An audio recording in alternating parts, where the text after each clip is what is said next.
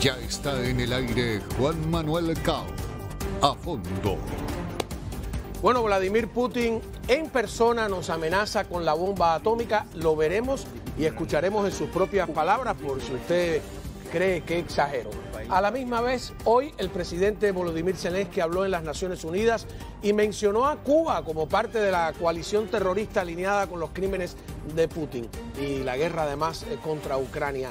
Mientras tanto, miles de jóvenes rusos escapan de su país y también algunos que no son tan jóvenes para evitar ser movilizados en esta guerra. Putin ha dicho que reclutará 300.000 soldados más y ha prohibido a los hombres en mayoría de edad salir de la federación. Hoy se han producido protestas contra la guerra en 37 ciudades, incluyendo Moscú y San Petersburgo, con más de 800 detenidos, algunos, como ven, violentamente. Así que vamos a evaluar todas estas noticias. Les damos las buenas noches. Bienvenidos a Fondo.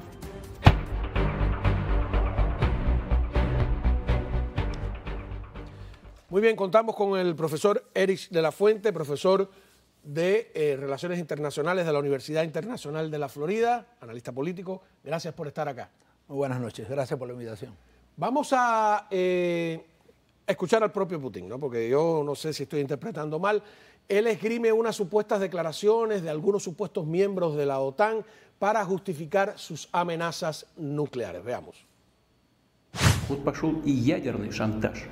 Речь идет не только о поощряемых Западом обстрелах Запорожской атомной электростанции, что грозит атомной катастрофой, но и о высказываниях некоторых высокопоставленных представителей ведущих государств НАТО о возможности и допустимости применения против России оружия массового поражения, ядерного оружия.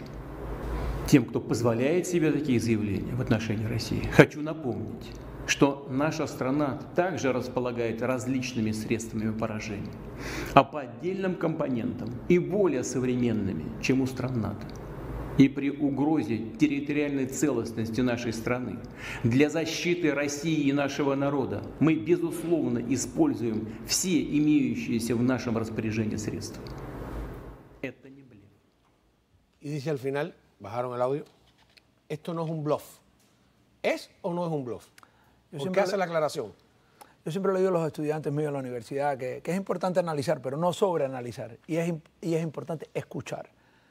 Yo creo que Vladimir Putin realmente está considerando usar armas nucleares tácticas en Ucrania, que serían desastrosas para Ucrania. No estamos hablando de Hiroshima, ese tipo de bomba atómica, pero sí armas nucleares o armas químicas en Ucrania, como su último recurso. No está buscando usarlas si no tiene que usarlas en su análisis. Pero como el ejército ruso obviamente ha sufrido reveses, y este último revés es el más importante porque perdieron territorio que habían ganado, porque reveses anteriores habían sido que no habían podido tomar Kiev o que no habían podido tomar a ciertas ciudades importantes ucranianas. Siempre ha sido Ucrania en la defensiva y cuando se ha podido defender, y Rusia se ha tomado casi 15% del territorio ucraniano. Pero este revés que pasó en las últimas semanas, semana y media, realmente ha alarmado las campanas dentro del Kremlin. Y él está, esto es un mensaje a la audiencia doméstica diciendo que no, todavía estamos en control de esta guerra. Obviamente tiene que cambiar su mensaje porque ya no es algo corto, sino a largo plazo. Pero también esto está vinculado a lo que acabas de oír ahí, es que este fin de semana planifican hacer unos referendos un poco ficticios en lugares, porque obviamente todavía están en Zaporizhia, en Gerson, están en el medio de la guerra, inclusive partes del Donbass, con la idea de anexar esas zonas a Rusia, por lo menos técnicamente, para después poder decir que si usan este tipo de armas, están usándolo porque atacaron territorio ruso, ya que ellos van a considerar esa parte rusa, ¿no? Porque en la constitución rusa, Ucrania, Crimea está incorporada como parte en la constitución del territorio ruso, pero estas regiones no. Estas regiones no solo estas regiones... A pesar de que estaban tomadas por ellos. No solo las que han tomado después de la invasión del 24 de febrero. Recordemos que antes, en el 2014, Rusia también tomó como un tercio del Donbass, ¿no? Entre Donetsk y Luhansk, y nunca los incorporaron porque realmente no era el interés de Putin incorporarlo. Crimea es más simbólico para Rusia, el resto son zonas congeladas, conflictos que han tenido en otras partes.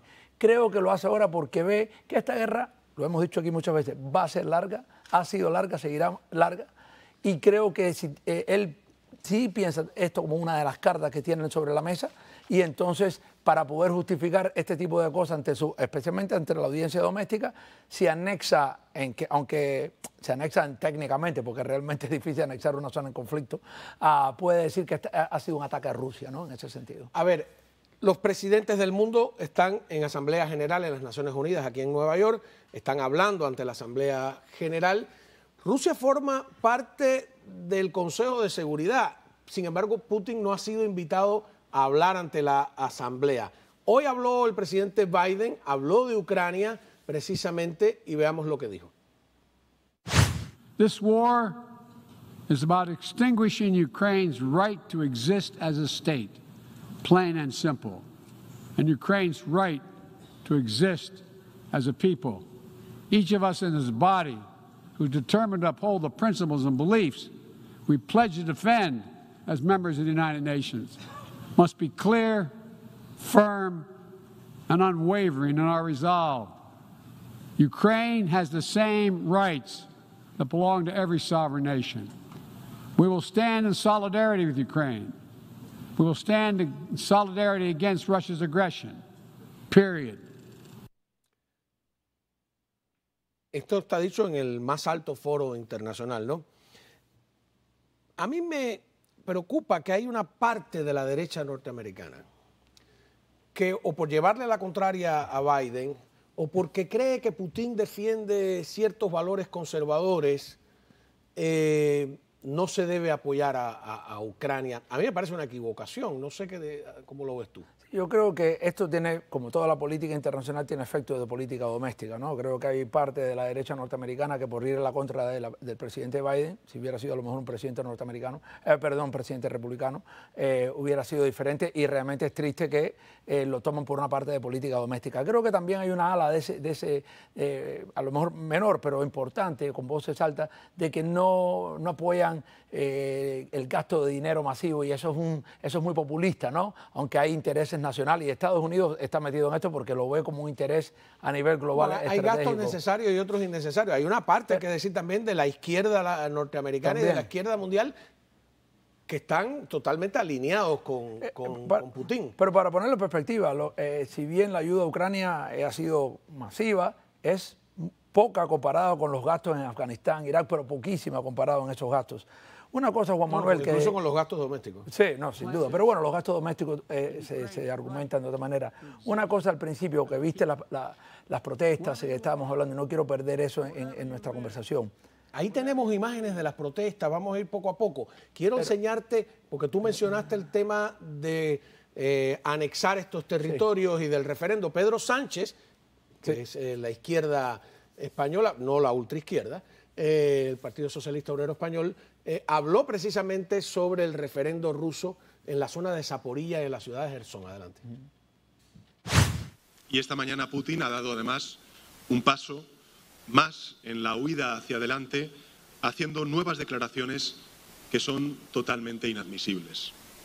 Y por eso quisiera aprovechar este foro para, en primer lugar, condenar de manera categórica el anuncio de la celebración de referéndums para adherir de manera ilegal los territorios del Donbass a Rusia. Se trata de una nueva violación de la legalidad internacional, y su resultado nunca será reconocido por la comunidad internacional. Se refería en la primera parte a las amenazas atómicas. Es curioso porque de Pedro Sánchez, que es socialista, a la izquierda española está totalmente con Putin. La ultraizquierda, los comunistas, toda esa gente está con Putin, porque Putin, a fin de cuentas, es un neocomunista, ¿no? Yo no diría que él es un comunista. Yo lo que creo que hay... Es neocomunista. No, yo creo que, por ejemplo, de hecho es bastante derechista, si te pones a ver, y por eso tienes unas alianzas ahí, como por ejemplo Orbán en Hungría, hablas de la derecha acá. Pero lo que pasa es que hay el antiamericanismo de la izquierda lleva a buscar aliados algunas veces que no están. Pero todos los duros comunistas del mundo, me disculpa, Corea del Norte, Nicaragua, Cuba, después lo vamos a ver, Laos, Vietnam, China. Pero no pasa por la ideología, pasa por el antiamericanismo y mirar el orden mundial de que no vean como Estados Unidos como la potencia. Pasa por ahí más que Putin. Y no pasa por tener un no gobierno pasa por, no dirigido autoritariamente. Bueno, desde eso la sí, autocracia. pero claro, autoritarismo sí, pero que Putin comunista no es. Lo que pasa es que es un dictador, ¿no? Y un autoritario, y esos se reúnen. Pero una cosa importante de este referéndum, siempre la excusa había sido pública, ¿no?, de que iban a entrar para controlar el Donbass, que son las provincias de Luhansk y Donetsk. El hecho de que el referéndum también sea en Jersón y Zaporilla desvela lo que siempre hemos dicho: el objetivo de Rusia no ha cambiado, que no es el Donbass, es cambiar el gobierno en Kiev y deshabilitar el país, si no es que lo puede controlar completo, cerrarle el mar, que es el sur, donde se está peleando, ahí está Jersón, Zaporilla está la planta nuclear, cerrar el mar y tomar el este. Ese es el objetivo de Putin. Cada vez que hay algún revés dicen, bueno, vamos a concentrarnos en el Donbass, que es nuestro objetivo. No, el objetivo del primer día, cuando se atacó completamente, y el objetivo de hoy sigue siendo el mismo. Para Putin, Ucrania es su prioridad número uno, no solo en política exterior, pero en su legado, y es cambiar el gobierno en Ucrania y realmente, básicamente, totalmente estabilizar el país y controlarlo. Ok, bueno, vamos a ir a una pausa y abundando un poco en estas ubicaciones ideológicas que a mí me gusta hacer porque indican a veces más de lo que uno se imagina. El presidente ucraniano, como decíamos, Volodymyr Zelensky, habló hoy ante las Naciones Unidas. Hubo una votación especial para permitirle hacerlo vía internet y menciona a Cuba. Se lo mostraremos en sus propias palabras en solo segundos. A ver, les decía que el presidente de Ucrania, Volodymyr Zelensky, habló hoy ante la Asamblea General de las Naciones Unidas vía internet y mencionó a Cuba, Nicaragua y Venezuela como parte de una coalición alineada con Zelensky en su guerra criminal contra Ucrania. Es importante eso, veamos. Only 7 countries voted against: Belarus, Cuba, North Korea, Eritrea, Nicaragua, Russia, and Syria. 7 who are afraid of the video address. 7 who respond to principles with a red button. Only 7. 101 and 7. France, if this coalition is against our determination, then I congratulate you all, because this means that peace will prevail over any aggression and that there is no obstacle for us to implement the peace formula. I thank you for your attention. Once again, I wish you all peace. Slava Ukraini. Ahora, no está Venezuela. Venezuela por alguna razón no votó, no estaba allí, etcétera. ¿No pagará Cuba por estar en esta lista de esos 7 países alineados con la guerra de Ucrania? Porque veo que al contrario, que le siguen tendiendo la mano. Cuba ha sido el gran cabildero de los rusos, de hecho, en conseguirle votos en América Latina, en África, para las Naciones Unidas, y también un gran elemento de la propaganda rusa. Básicamente los comunicados del Kremlin son traducidos, no son interpretados, traducidos, y después hay una ofensiva grande de comunicación liderada por los cubanos en América Latina y en África y en otros países también en el tercer mundo. Y no es una pequeña ayuda, sino es como una punta de lanza en estas zonas, y como ves, abierta ahora. Han apostado las cartas, claro que con Rusia tienen una relación, pero hay otros países que tienen buena relación con Rusia y no votaron. Estamos hablando que era un voto para ser bien claro, de que Zelensky no pudiera hablar por video porque las Naciones Unidas dijo que tenían que venir en persona, y se usa una excepción con Zelensky porque obviamente está en guerra. Estamos hablando a ese nivel. ¿Cómo no? Ahora, vamos a hablar de... Están huyendo, y tenemos imágenes a Finlandia, están huyendo a Armenia, los rusos, por donde quiera. Hay unas imágenes de colas interminables de automóviles, de gente joven, pero no tan joven también. Mira, todo eso. ¿Por qué? ¿Por qué de repente está todo el mundo huyendo?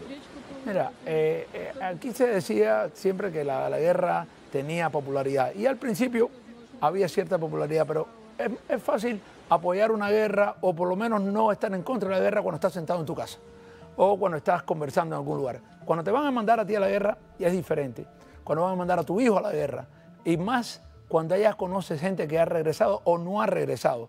Gran parte de los soldados rusos que van al frente en Ucrania han sido heridos o muertos, o han estado muertos. Y yo creo que eso ya se conoce mucho más. Así que esa idea de la popularidad en Rusia... Que es por el anuncio que acaba de hacer Putin de que va... Putin anunció, como dijiste, que llamar alrededor de 300.000 reservistas, pero dijo específicamente, cualquiera que tenga algún tipo de experiencia con el ejército, si hiciste el servicio militar, como han hecho muchos en Rusia, estás en la fila. Y también no solo son 300.000 ahora. Para mí esto es un preludio. En Rusia hay servicio militar obligatorio. Esto es un preludio. Todos los jóvenes han pasado, tienen experiencia militar, alguna. Y no solo estamos hablando de 300.000, pero hay un preludio de que a lo mejor va a haber una movilización general, que no lo ha hecho porque tiene miedo. Mira esta imagen que interesante. Esa es la imagen de los aviones de todo el mundo yendo a donde pueda. Bueno, es interesante. Mencionaba Finlandia, esa frontera está cerrada ya, de tanta gente que cruzó. Y realmente en Estambul, el número de rusos llegando a Turquía son decenas de miles. Bueno, creo que lo más importante, yo siempre he dicho que el enemigo más grande de Rusia es la demografía. A nivel de muchos, el hombre ruso muere realmente más joven que el medio comparado con el occidente, y ahora vive un flujo grandísimo, ¿no? de jóvenes que se fueron, de gente también educada y también en el frente muriendo mucho. Yo creo que dicho eso, yo creo que Putin todavía mantiene control, mantiene control del régimen, no es que hay señales que lo van a tumbar ni nada de eso como dicen otros, pero sin duda la popularidad de esto está bajando porque de nuevo no importa la posición que tenían al principio. Algunos estaban en contra, algunos no decían nada porque tenían miedo, algunos apoyaban. Cuando de repente piensas que te van a enviar Pero a ti... Putin tiene tanto control como un dictador totalitario, que ahí es donde yo me digo que él es un neocomunista. Tiene tanto control que ni siquiera una movilización... Yo sé que todavía es medio popular la guerra, pero se está erosionando esa popularidad. Eso se está erosionando y también hemos visto que han desaparecido oligarcas que llevan años con él, que se caen de una ventana. Ahora se caen de una escalera. De una escalera, de un barco, que obviamente no se cae ninguno de estos. Pero bueno, pero el punto no es que la popularidad está en erosión, ¿no? Pero control de que puedan tumbar a Putin, eso son dos cosas diferentes, porque la cuestión es... No hay ningún proceso medio democrático, pseudo-democrático. Creo que el sistema es bastante férreo y yo creo que el poder está en los servicios de inteligencia al alto mando. Incluso hoy por hoy, New York Times, etcétera, no le dice dictador Putin, el líder. Todavía es un dictador, es un dictador, obviamente, y ahora más que nunca, ¿no? De hecho, han pasado, las leyes son dracones ahora, no solo las que pusieron al principio de la guerra, pero ahora esta semana pasaron más. Pero sí tiene claro que la historia rusa está llena de ejemplos de cuando un gobierno ruso o soviético ha fracasado grande en el exterior.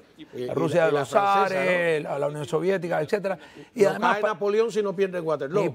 Y de nuevo, para Putin esto es todo. Siempre Ucrania fue su prioridad número uno, ahora también es su legado y encima hay narrativas que él lo asesoraron mal, que fue engañado. No, Putin decía que él es un experto en Ucrania, siempre lo dijo.